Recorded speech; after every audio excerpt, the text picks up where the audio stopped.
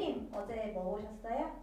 요즘 예능 프로그램 출발해서 1년 넘기기가 어려운데요. KBS 금요예능 신상 출시 편스토랑이 이번에 1주년을 맞았습니다. 그리고 달라졌습니다. 좋은 쪽으로요. 그래서 좋은 쪽으로 달라진 신상 출시 편스토랑에 대해서 오늘 얘기 나눠보려고 합니다. 몇몇이 분위기 흐려놓던 평가단이 하루아침에 사라져서 속 시원하다는 얘기 지난번에 했었죠. 그리고 우리의 이유리 씨가 돌아왔습니다. 부캐 이요리로.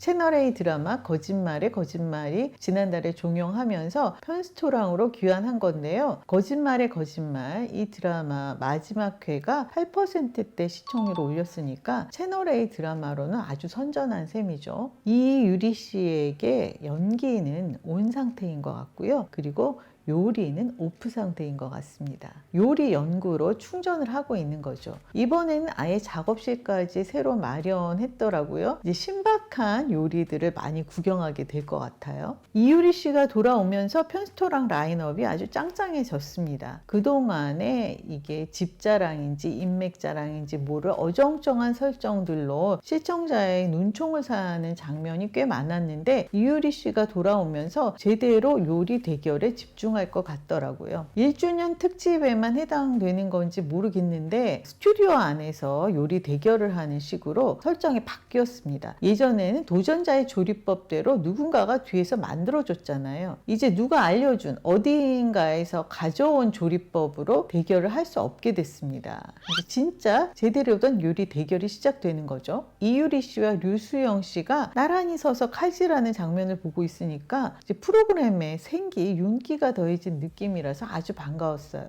이 두 사람의 공통점은 스태프에게 음식을 권한다는 거. 특히 류수영 씨는 아예 스태프에게 밥을 해 먹이더라고요. 연예인들이 스태프에게 밥을 사거나 또 커피를 돌리는 일은 흔해도 이렇게 작정하고 밥을 해 먹이는 일은 쉽지 않습니다. 온앤오프의 신찬양 PD님도 지난번에 성시경 씨의 요리를 먹는 것이 이 프로그램을 하는 재미 중 하나라고 얘기했잖아요. 다른 출연자들은 부담스러울 수 있겠죠. 그러나 그 마음 씀씀이가 참 고맙죠. 이유리, 류수영 씨 이 두 사람이 지난 2017년 KBS 주말극 아버지가 이상해의 부부로 나왔습니다. 보통 주말극 같은 인간 군상 드라마들은 비중 있는 등장인물들이 많아서 주인공이라고 해도 크게 주목을 받기 어려운데 그 어려운 걸 이유리 씨가 해냈었죠. 시대를 앞서가는 당찬 캐릭터로 이유리, 류수영 씨가 극을 이끌었었습니다. 그럼 이번에는 류수영 씨 얘기를 잠깐 해볼까요? 류수영 씨는 2000년 MBC 깁스가족 시트콤이었는데요. 여기에 출연하면서 데뷔를 했어요. 제대로 눈도장을 찍은 건 2002년작 SBS 명랑소녀 성공기였는데요. 제가 관심 있게 봤던 건 2005년작 MBC 넥스트 환생이라는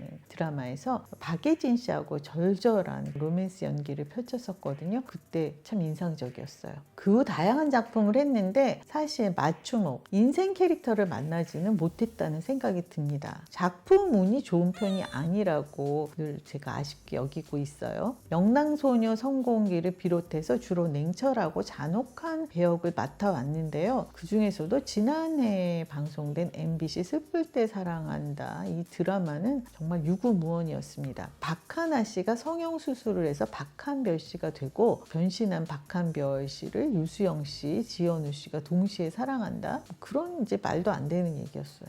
이런 작품들을 많이 맡아왔기 때문에 그런 의미에서 그 이유리 씨하고 함께했던 아버지가 이상해는 유수영 씨에게는 좀 특별한 작품이지 싶어요. 날카롭고 까탈스러운 배역을 주로 맡아왔지만 실제로는 그 배역들과는 상반되게 성실하고 진실하고 그리고 예의 바른 생활 사나이입니다. 제가 류수영 씨를 MBC 진짜 사나이에 출연했을 때 만나봤는데 당시에 이렇게 준비에 철저하고 매사 최선을 다하는 모습으로 시청자에게 많은 칭찬을 받았었죠. 인터뷰에 임하는 자세도 특 A급이었습니다. 요즘 류수영 씨가 퍼펙트 라이프라는 아침 그 생활 정보 프로그램 진행을 맡고 있어요. 여기에 출연했던 제 지인이 얘기하시는데 배우들이 약간 좀 이렇게 뒤로 이렇게 물러서는 그런 느낌이 있는데 겸손하고 예의 바르면서 진심이 담긴 그 존중이 느껴져서 좋았다라고 얘기하시더라고요. 제가 성의를 좋아하는 거 이제는 이제 구독자 여러분들께서도 많이들 아실 텐데요. 제가 성의 있다는 게 막 욕심이 많고 열정이 넘쳐서 목표를 목표를 세워놓고 뭐 그를 향해서 막 매진하는 그런 치열한 스타일을 말하는 게 아니고요. 자신에게 주어진 기회에 시간에 충실한 사람, 최선을 다하는 사람을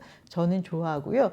류수영 씨가 바로 그런 사람이라는 생각을 편스토랑을 보면서 새삼 더 하게 됐습니다. 류수영 씨는 요리를 책으로 배웠다고 해요. 요즘 직업을 막론하고 방송마다 요리를 하는 분들이 많은데요. 이렇게 이론을 바탕으로 스스로 연구와 노력을 해서 조리법을 찾아가는 사람은 류수영 씨가 거의 유일하지 싶어요. 어릴 적 초등학교 3학년 즈음에 이웃집 어르신하고 빵을 만들어서 나누어 먹었대요. 그때 류수영 씨 입맛에는 크게 맛있지 않았는데 그분이 맛있다고 잘 만들었다고 칭찬을 해주셔서 그때부터 관심이 생기고 자신이 붙었다고 합니다. 이 재료 다루는 거, 조리 도구 다루는 거를 보면 예사 솜씨가 아니고 단시간에 생긴 그런 솜씨가 아니에요. 현재 2년째 동대표를 맡고 있다고 하는데 옥상 텃밭에서 뭐 호박, 고추, 파, 또 각종 토종 허브, 옥수수 이런 것들을 길러서 먹고 있었어요. 자신이 품을 들여서 여러 주민들이 기뻐하면 그걸로 흡족하다는 생각인 거죠. 아내 되는 박하선 씨가 JTBC 집구경 프로그램 서울엔 우리 집이 없다에 출연 중인데 이분이 집짓기, 인테리어 같은 분야에 대해서 상당히 해박한 지식을 갖고 있더라고요. 구해줘 홈즈의 김숙 씨에 필적할 수준으로 아마 그 남편 되는 그 류수영 씨하고 많은 정보를 공유하고 있을 텐데 류수영 씨가 편스토랑에서는 그런 얘기를 하지 않잖아요. 이 멈출 지점, 나아가야 할 지점을 확실히 알고 있는 거예요. 관심사라 할지라도 자리를 가릴 줄 아는 거죠. 이런 분은 좀 가까이 있었으면 좋겠어요. 긍정의 기운, 에너지를 나눠주는 사람이잖아요.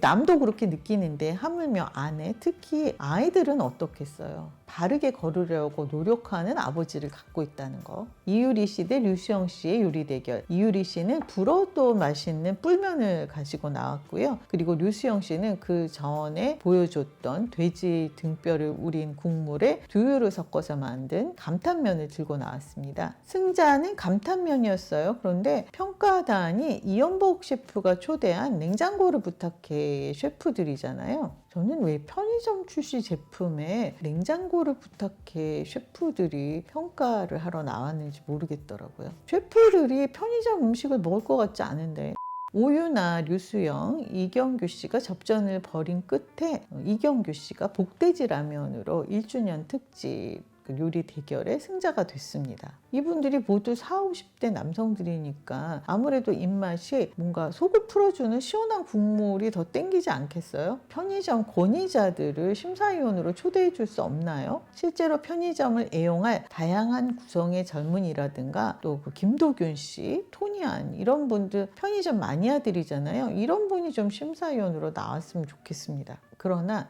집자랑, 인맥자랑 없는 오롯이 요리 대결에 집중하는 편스토랑 초심으로 돌아온 점 칭찬합니다. 또 한 가지 칭찬하고 싶은 점은 예능 프로그램인데 시사교양 프로그램처럼 코로나19에 대비한 그 칸막이를 해뒀다는 거예요. 투명한 제품이라서 아마 눈치채지 못한 분들도 계실 거예요. 이게 형식적이라고 얘기하실 수도 있지만 우리가 왜 마스크를 안 하고 밖에 나갔다가 엘리베이터나 길에서 마스크 하신 분을 보면 아차하고 집으로 다시 돌아오게 되죠. 그것처럼 이 TV에서 코로나19를 대처하는 확실한 자세를 보여준다는 거 중요합니다. 편스토랑의 그 칸막이 칭찬합니다.